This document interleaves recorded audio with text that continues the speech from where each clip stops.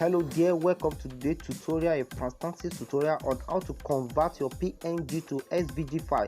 So before we continue, make sure you hit the subscribe button and the like button. Make sure you comment on what you gain on this tutorial, and it's for you to not miss any video and print which I will be releasing week by week and day by day. So now let's move on.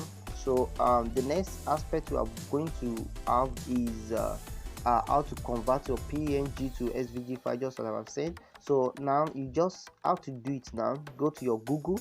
So I'm right now on my Chrome, so you just click on your Google icon here. So then type convert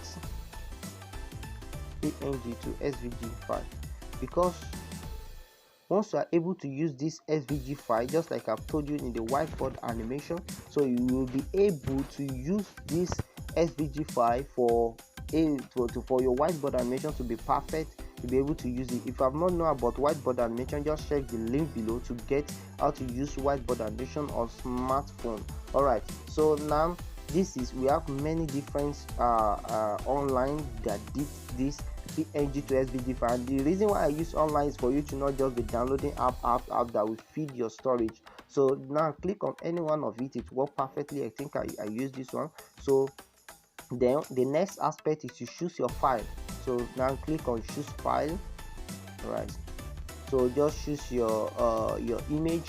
Now assuming the reason why I put this video, maybe you want to use a particular image and you couldn't see the SVG file, so what you just have to do is to come here and then use your edges file. So I'm going to bring up an image now.